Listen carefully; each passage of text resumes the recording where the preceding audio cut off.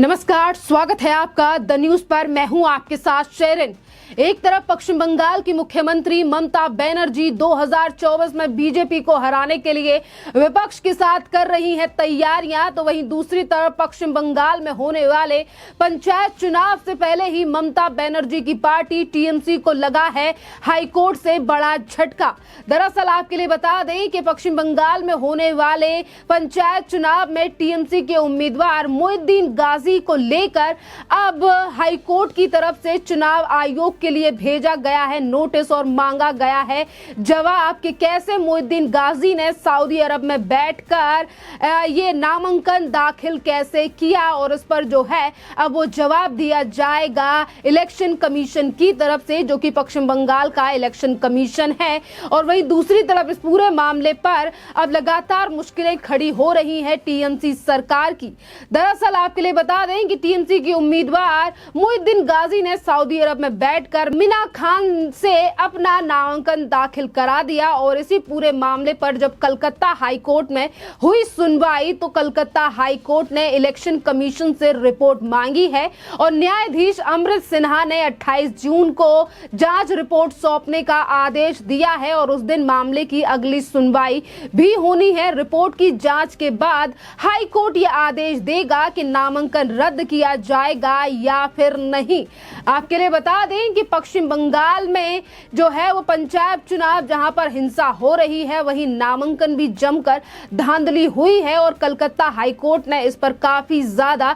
सख्त रुख अपनाया है और ये टिप्पणी तक कर दी है कि राज्य चुनाव आयुक्त राज्यपाल के पास जाएं और अपना इस्तीफा दें। यानी कि एक तरफ टीएमसी को लेकर पहले ही सवाल उठाए जा चुके हैं और कोर्ट की तरफ से फटकार भी लगाई गई थी और कहा भी गया था कि किस तरीके से इन तमाम, यानी कि एक तरफ सरकार है वहीं दूसरी तरफ इलेक्शन कमीशन के होते हुए भी पश्चिम बंगाल में किस तरीके से हिंसाएं हो रही हैं और नामांकन दर्ज नहीं कराने दिया जा रहा है कुछ लोगों को। तो वहीं दूसरी तरफ आपके लिए बता दें कि जहां एक तरफ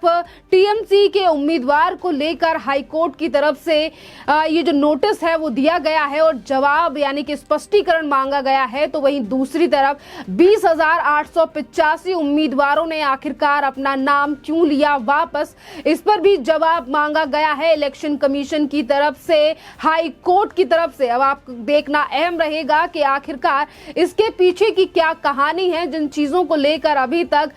पर्दा डालने का काम टीएमसी की तरफ से किया जा रहा था, क्योंकि टीएमसी की तरफ से कहा गया कि पश्चिम बंगाल में कोई हिंसा नहीं हो रही है, बीजेपी चुनाव जीतने के लिए तमाम दावे कर रही है। पर वहीं दूसरी तरफ अब हाई कोर्ट की टिप्पणी जो है ये दर्शा रही है कि आखिरकार कितने ज्यादा हालात खराब हैं पश्चिम बंगाल में, कि एक तरफ उम्मीदवार जो कि अलग पार्टियों से आते हैं, क्या उन्हें डराया धमकाया तो नहीं जा रहा है और इसीलिए इतनी बड़ी तादाद में जो नामांकन वापस लिया गया है 20,885, इस पर सवाल उठाया गया है कलकत्ता हाई कोर्ट की तरफ से। खैर देखना अहम ये भी रहेगा कि 28 तारीख की सुनवाई में क्या ममता बनर्जी की पार्टी के उम्मीदवार मोइनुद्दीन गाजी का जो नामांकन है वो हो जाएगा रद्द या फिर इन्हें दिया जाएगा मौका। क्योंकि अगर नामांकन रद्द कर दिया जाता है तो ये टीएमसी के लिए बड़ा, यानी कि एक और बड़ा झटका होगा, क्योंकि एक के बाद एक जो,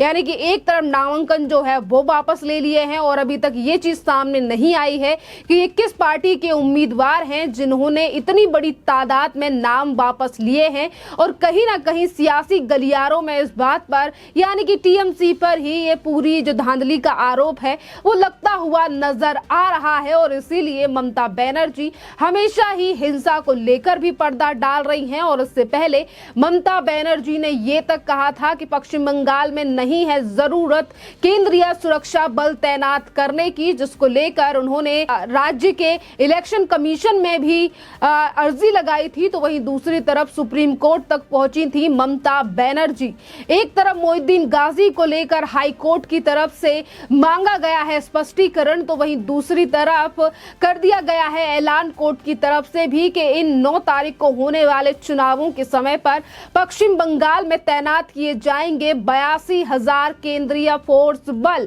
यानी कि जिन चीजों का अभी तक ममता बनर्जी कर रही थी विरोध और केंद्रीय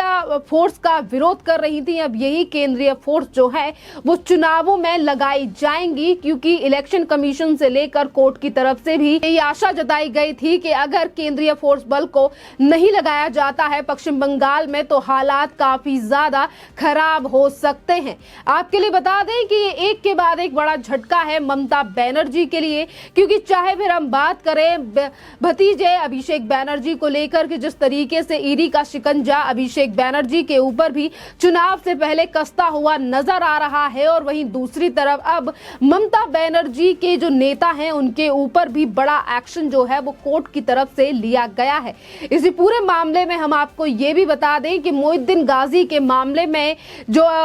याचिका लगाई गई थी वो सीपीआईएम के नेता की तरफ से लगाई गई थी, और उन्होंने ही इस बात पर जो है वो सवाल उठाया था कि मोहिउद्दीन गाजी जो कि इन दिनों सऊदी अरेबिया में है और वो अभी वापस लौटेगा भी नहीं, वो 16 जुलाई यानी कि चुनाव के बाद लौटेगा, तो आखिरकार उसने किस तरीके से नामांकन कर दिया। और आपके लिए बता दें कि अगर कानून के हिसाब से देखा जाए तो जो भी व्यक्ति नामांकन करने जाता है चुनाव से पहले उसकी शारीरिक उपस्थिति होना जो है वो काफी ज्यादा अनिवार्य है, और इसीलिए जो हाई कोर्ट की तरफ से स्पष्टीकरण मांगा गया है वो राज्य के चुनाव आयोग से भी मांगा गया है कि आखिरकार इस नामांकन को स्वीकार कैसे कर लिया गया। क्या चुनाव आयोग के ऊपर कोई दबाव तो नहीं था राज्य की पार्टी या फिर राज्य की सरकार की तरफ से? इन तमाम चीजों और पहलुओं पर बात करते हुए आज हाई कोर्ट की तरफ से नोटिस दिया गया है, स्पष्टीकरण मांगा गया है। आपके लिए बता दें कि इस पूरे मामले पर अगली सुनवाई जो है वो 28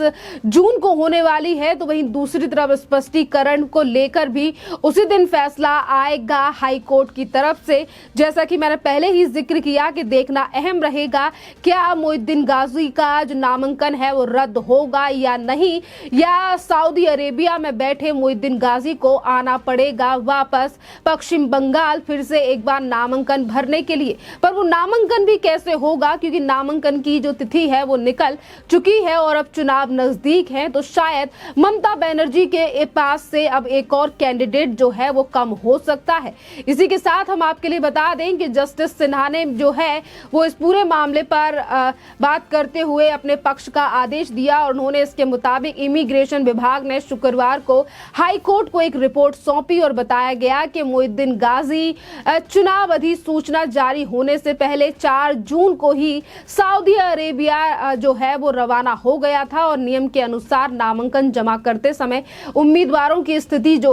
उपस्थिति रहना अनिवार्य है। वहीं आपके लिए बता दें कि 12 जून को मीना खान कुमार जोला ग्राम पंचायत से सत्तारूढ़ी दल के उम्मीदवार मोहिउद्दीन गाजी ने अपना नामांकन कैसे जमा कर दिया, इस पर सवाल पहले ही पूछा गया है। अब देखना अहम रहेगा, क्योंकि जो भी चीजें ममता बनर्जी चाहती थी पश्चिम बंगाल में अब वो ममता बनर्जी की सरकार और उनके आदेशों के अनुसार नहीं हो रही हैं, क्योंकि एक तरफ इन्हीं चुनावों में 82,000 सुरक्षा बलों की तैनाती की जाएगी, तो वहीं दूसरी तरफ ममता बनर्जी की सरकार और उनकी पार्टी के ऊपर पैनी नजर है कलकत्ता हाई कोर्ट की। और अगर उनकी पार्टी के नेताओं की तरफ से इन चीजों को लेकर या बयानबाजी की जाती है तो शायद उनकी भी मुश्किलें खड़ी हो सकती हैं, क्योंकि अब चुनाव आने में कुछ ही समय बाकी रह गया है, और इन्हीं चुनावों का सहारा लेते हुए भी अभिषेक बनर्जी जो कि टीएमसी के सांसद हैं वो कई बार ईडी की जांच से भी